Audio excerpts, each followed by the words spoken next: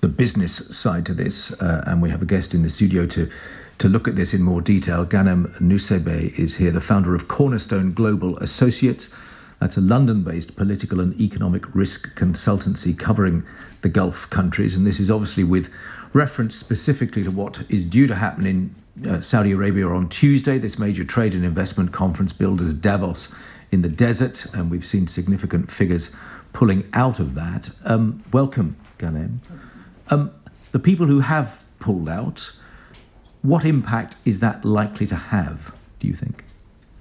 Well, I think it's important to put things in context in that individuals have pulled out, but not companies. And I have spoken to many organizations who have confirmed that they are participating, perhaps not at CEO or chairman level, but at more junior level.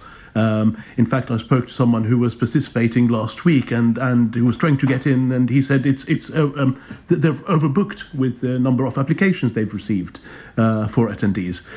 So it's a very important thing to make a distinction in that people are not participating for the optics, for the media, but in reality, they're still going and they're still looking to do business deals there. Which is very revealing, isn't it? Because that might satisfy the media's requirement for something to be done.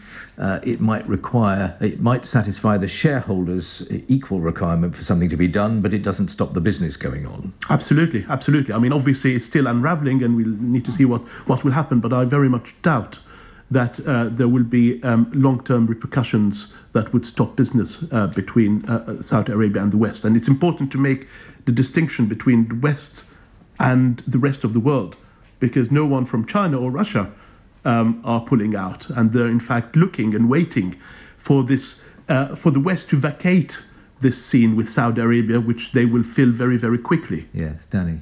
Look, as it happens, I've been invited to this public investment forum, and I was never going to go, and I don't think I'm an important enough figure for it to matter. But what's clear in the invitation is it doesn't take very long for the public investment fund to boast about the $190 billion of assets under management that they have, and presumably that's the game here. Money talks, and with so many people, so many countries desperate for investment, the Saudis have surplus money. Absolutely. One is investments, and you look at the trade between, for example, Britain and Saudi. There's $4.2 billion pounds of $5 billion of annual trade. The trade balance is much in the favour of the UK, so that translates into about 100,000 jobs in the UK as a result of trade with Saudi. Are we prepared to give this up? And what's the price? Rosalind. Well, one of the difficult things of obviously Britain leaving the EU is that we are unwilling to scrutinise our other links that we have, I would argue. I mean, somebody likened it to sort of somebody having a midlife crisis, leaving their reliable partner and going and finding sort of all those other more dangerous friends. And I think our unwillingness to question that does come down to that. We're supposed to be striking these new trade deals, obviously leaving the biggest market in the world.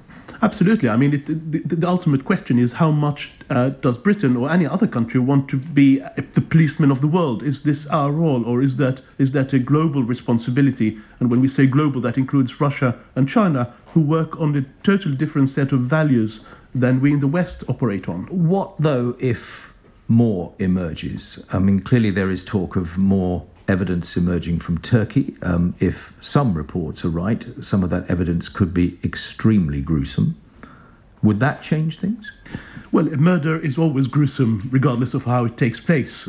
And I think the Turks have been politicizing the way they've been dropping and dripping information and then saying, don't take this into account, that's unauthorized leaks. So it's important to look at the whole thing in context. Khashoggi was murdered, and he was, as Saudi Arabia has said, was murdered by at least senior officials. And I think we'll just have to wait for the results of the investigation by the Saudis and how the world would react to it. And of course, no one pulled out when we knew what was happening in Yemen. They were all still going very happily. What do you think about that?